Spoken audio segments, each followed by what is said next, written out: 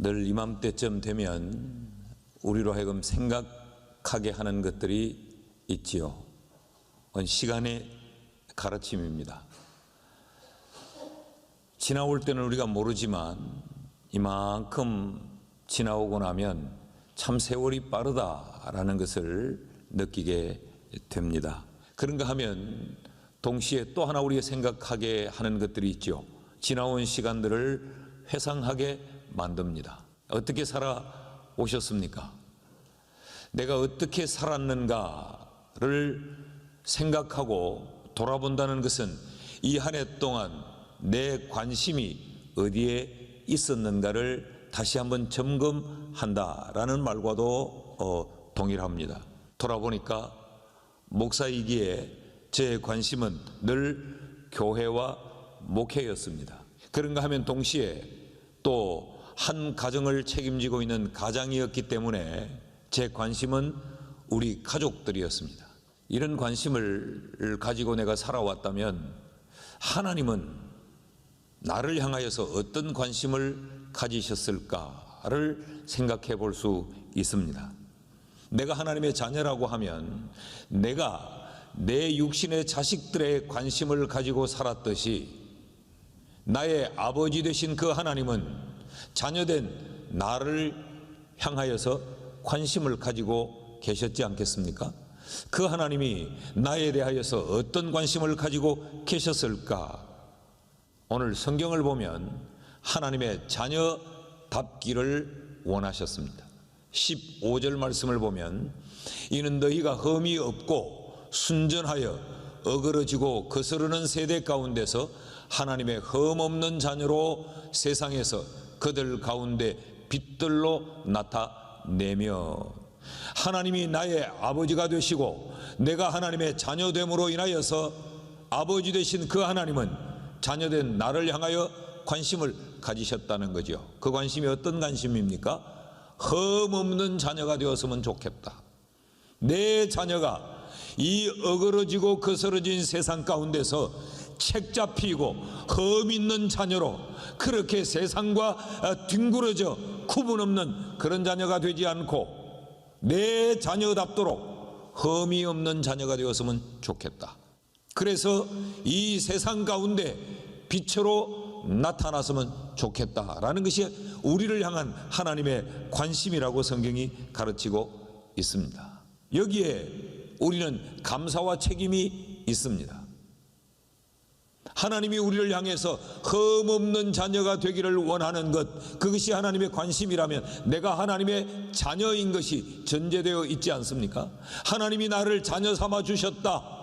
그리고 자녀 삼아 주신 나를 향하여 하나님은 끊임없이 관심을 가지고 계신다. 흠이 없는 자녀로, 온전한 자녀로 내가 세워지기를 원해 하나님이 관심을 가지고 계셨다면 이것은 우리의 분명한 감사의 제목이 되는 것입니다.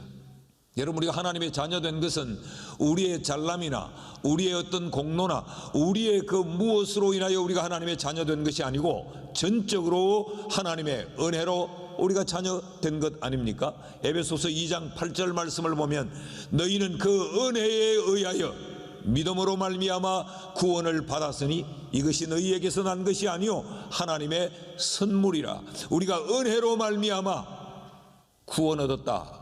그 말은 우리가 하나님의 은혜로 하나님의 자녀가 되었다라는 이야기 아닙니까? 에베소서 2장 19절 말씀은 이렇게 말합니다. 그러므로 이제부터 너희도 외인도 아니요 나그네도 아니요 오직 성도들과 동일한 시민이요 하나님의 권속이라. 하나님의 은혜 때문에 하나님의 자녀가 되었고 하나님의 자녀가 되므로 우리는 하나님의 가족, 하나님의 권속이 되었다라고 이야기합니다. 이게 얼마나 놀라운 감사의 이유입니까? 하나님이 우리를 하나님의 자녀 삼았다. 그러기에 하나님이 우리에게 관심을 가지는 것이지요. 흠이 없이 자랐으면 좋겠다. 이 세상 가운데 너희들이 흠이 없었으면 좋겠다. 이 경랑의 세상 속에서 너희들이 허물 잡히지 않았으면 좋겠다. 끊임없이 우리에게 관심을 가져주시는 것, 감사의 이유와 또 하나, 이 말씀 속에는 우리의 책임이 있습니다.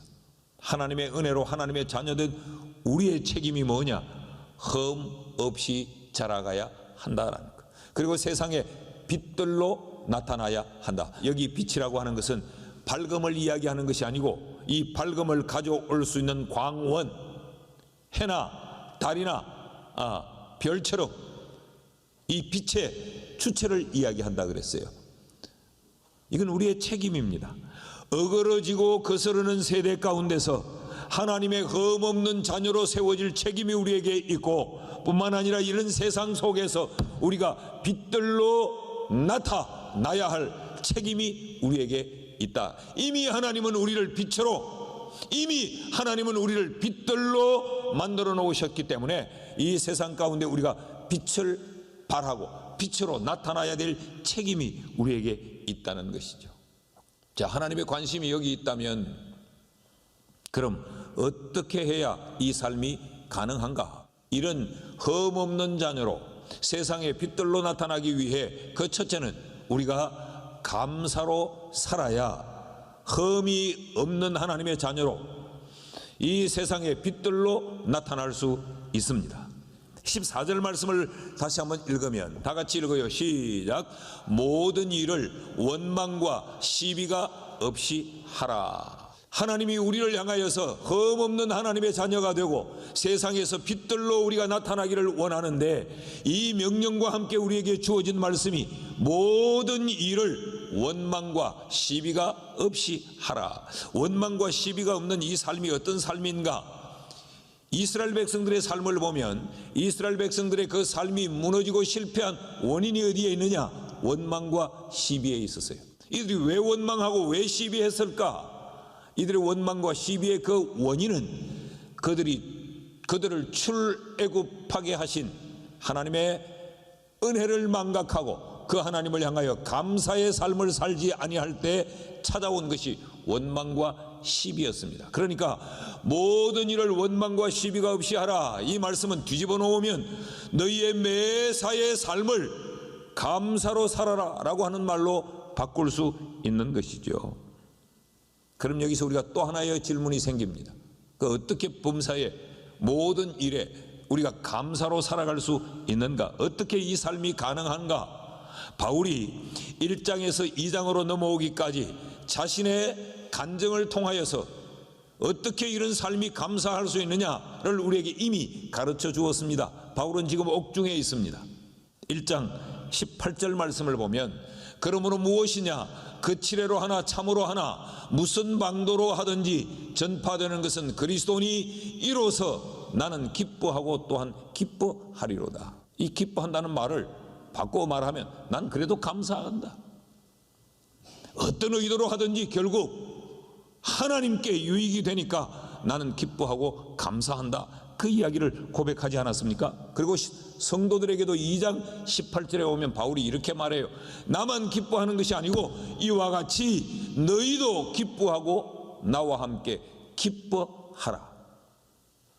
이 말은 나만 이렇게 기뻐할 수 있는 것이 아니고 원망과 시비할 수 있는 상황에서 내가 기뻐했던 것처럼 너희도 상황을 뛰어넘어서 너희도 기뻐하고 기뻐할 수 있다. 원망과 시비를 버리는 감사의 삶을 살 수 있다라고 말하죠. 바울은 이것이 무엇 때문에 가능한가? 그는 13절 때문에 가능하다고 말합니다. 같이 읽읍시다. 시작. 너희 안에서 행하시는 이는 하나님이시니 자기의 기쁘신 뜻을 위하여 너희에게 소원을 두고 행하게 하시나니. 어떻게 이런 삶이 가능한가? 분명히 원망해야 되고 시비해야 될 수밖에 없는 상황임에도 불구하고 기뻐하고 기뻐할 수 있는 이 삶이 어떻게 가능한가? 너희 속에 계시는 이 하나님으로 말미암아 가능하다. 그 하나님이 너희 속에서 일하고 계시기 때문에 가능하다. 하나님이 어떻게 너희 속에서 일하고 계시느냐?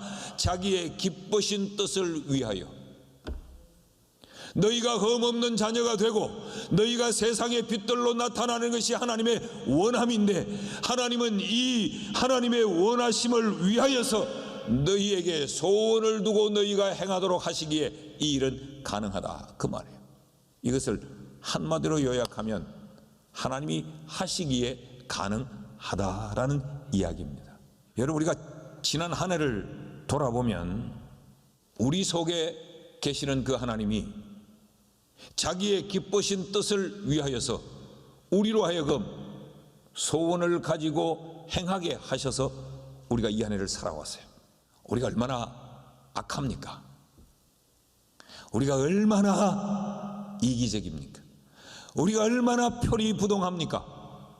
그런데도 하나님이 우리 속에서 우리에게 그래도 선한 생각을 또 가지게 하고, 그래도 하나님이 우리에게 또 건강한 소원을 또 가지게 하고, 내 처한 상황은 악한 생각을 할 수밖에 없고 내가 만나는 삶의 상황은 건강치 못한 그런 악한 소원을 가질 수밖에 없는 이런 삶의 상황들이 참 많이 내 감정의 파도를 타고 나를 부추기고 나를 미혹하고 나를 흔들어댔지만, 그럼에도 불구하고 내 속에 계시는 하나님께서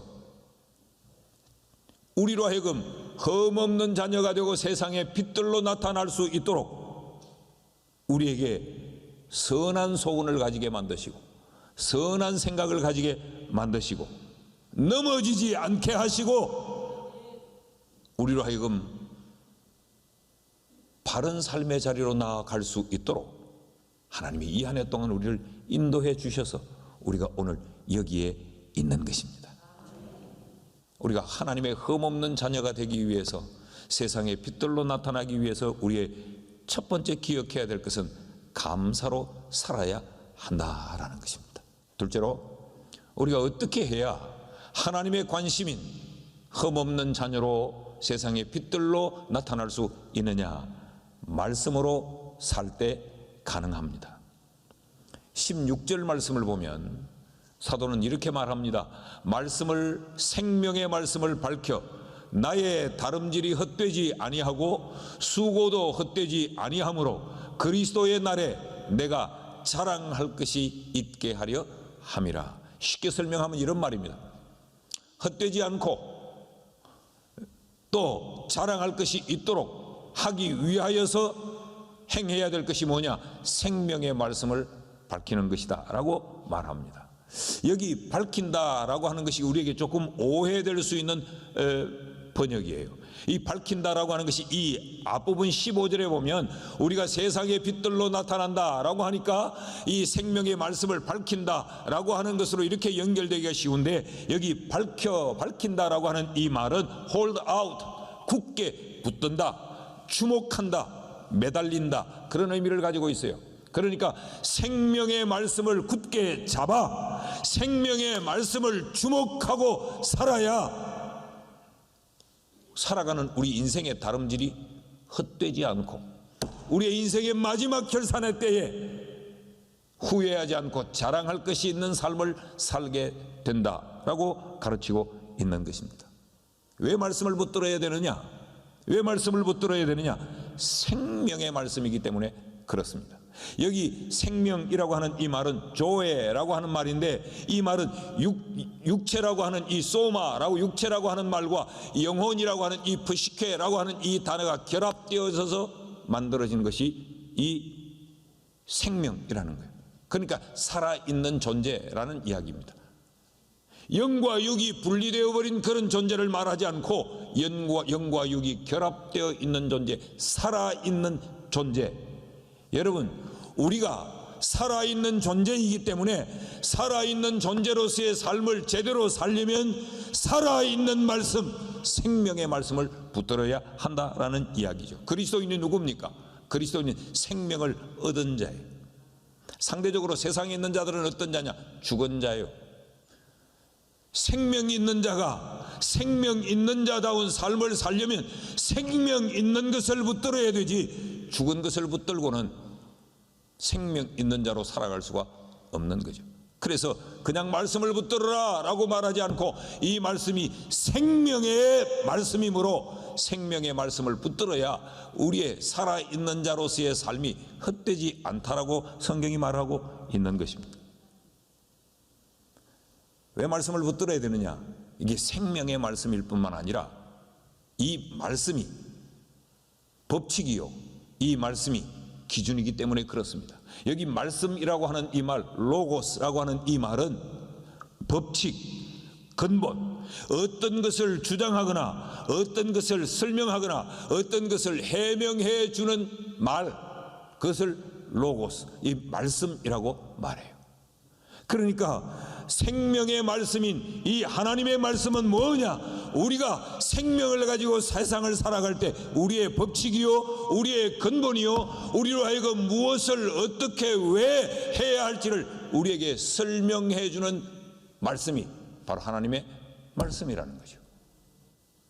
그래야 이 어그러지고 거스르는 이 세상 가운데 휘둘리지 아니하고 바른 판단을 하고 바른 생각을 가지고 바른 방향을 향해서 나아갈 수 있다라고 지금 말하고 있습니다. 말씀이 법칙이요, 말씀이 근본이고 말씀이 무엇이 옳고 그런가를 설명해 주는 말이기 때문에 이 하나님의 말씀을 붙들지 아니하면 우리의 인생은 헛짓하는 인생으로 허비하게 되고 마는 거죠. 그럼 마지막 순간에 자랑할 것이 있느냐 하면 자랑할 것이 없어요. 후회할 것만 남게 되는 거죠. 그래서 성경은 우리에게 하나님의 말씀을 붙잡아라 라고 권면합니다. 앞으로의 삶을 생명의 말씀을 밝히며 하나님의 말씀을 굳게 붙잡고 살기로 마음에 결단하시기를 주의 이름으로 축원합니다. 왜 말씀을 붙들어야 되느냐?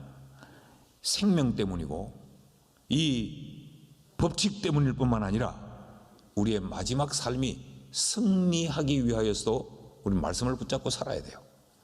16절 말씀을 다시 보면 생명의 말씀을 붙잡고 나의 다름질이 헛되지 않고 수고도 헛되지 아니하므로 그리스도의 날에 내가 자랑할 것이 있게 하려 함이라.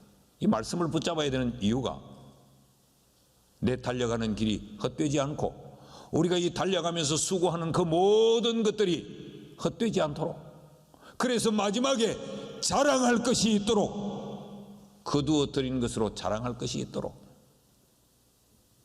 하나님의 말씀을 붙들어야 우리의 인생이 종국적으로 승리하는 것이지, 하나님의 말씀을 붙들지 않으면 우리의 인생을 사는 몸부림이, 우리의 이 인생을 달리는 우리의 걸음이 다 후회로 남지 수확으로 자랑으로 남지 않는다는 것입니다. 여러분, 우리가 그리스도의 날에 자랑할 것이 있는 이런 추수의 인생을 살아갈 수 있기를 주의 이름으로 축원합니다. 시편 119편 49절 말씀을 보면 기억하소서 주께서 내게 소망을 가지게 하셨나이다. 힘들고 어려울 때는 주의 말씀이 우리에게 또 소망을 가지게 하시고, 50절 말씀을 보면 이 말씀은 나의 고난 중에 위로라. 주의 말씀이 나를 살리셨기 때문이라.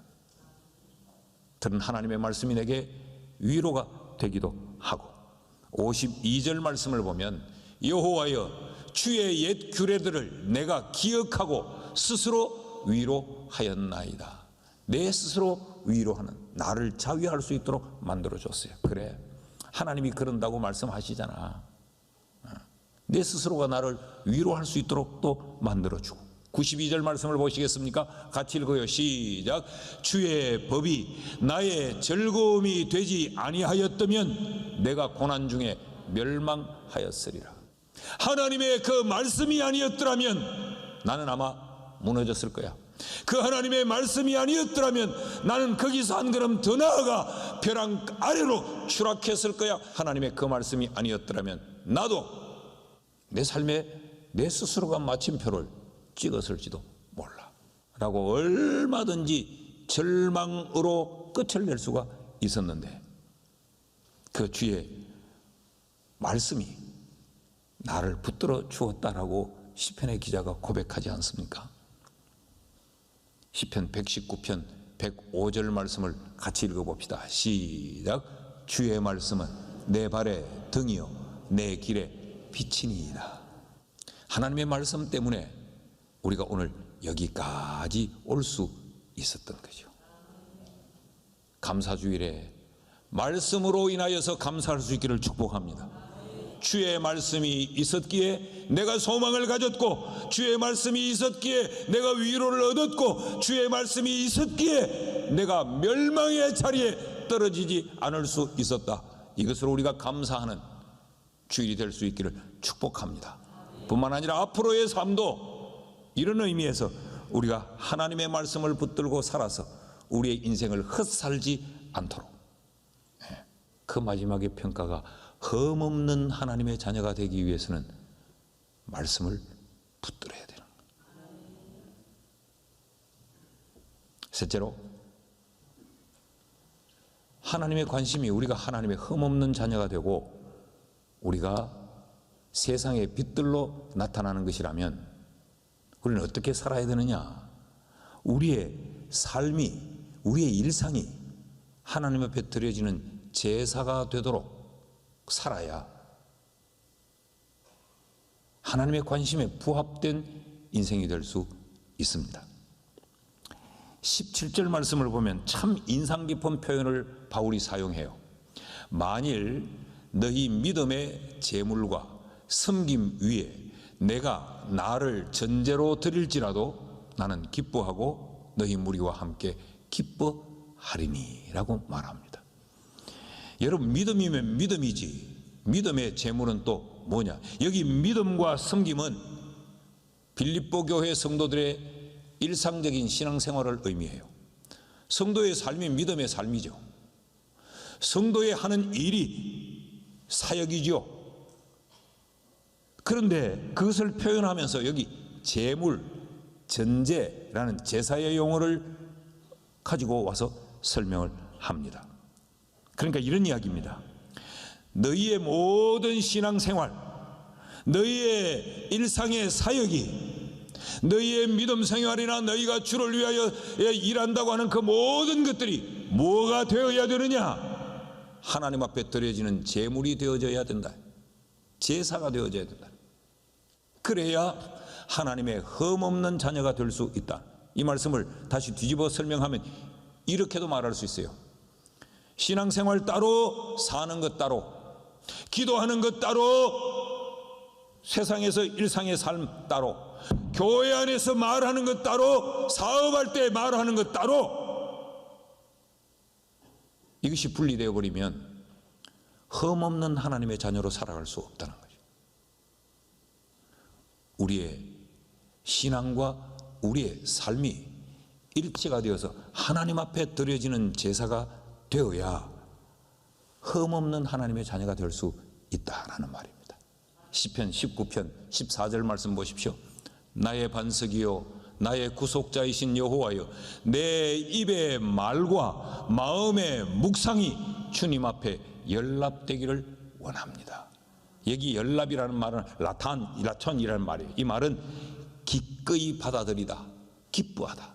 그 하나님이 기꺼이 받아들이는, 하나님이 기뻐하는 그 삶이 되도록 나의 말과 내 마음의 묵상이, 그러니까 내 속에 생각하는 것까지, 내 입으로 토해놓는 말까지, 다시 말하면 내 아래 것과 내 밖의 것, 내 일상의 삶이 하나님이 기꺼이 받으실 만한, 하나님께 올려드리는 온전한 제물, 제사가 되도록 살아야 하나님의 흠이 없는 자녀가 된다는 것입니다. 말씀을 맺습니다. 감사주일에 뭘 우리가 감사할까? 하나님이 우리를 하나님의 자녀되게 해 주셨다는 것, 그리고 우리를 향하여 하나님이 늘 흠없는 자녀가 되라고 우리에게 관심을 가져주신 것, 이게 우리 감사의 이유가 되어야 하고, 또한 그 하나님이 우리를 세상에서 갈팡질팡 살지 않도록 말씀으로 늘 찾아오셔서 우리를 훈계하시고 우리를 권면해 주시고 우리를 깨닫게 해 주셨다는 것, 이게 우리의 감사의 이유가 되어져야 합니다.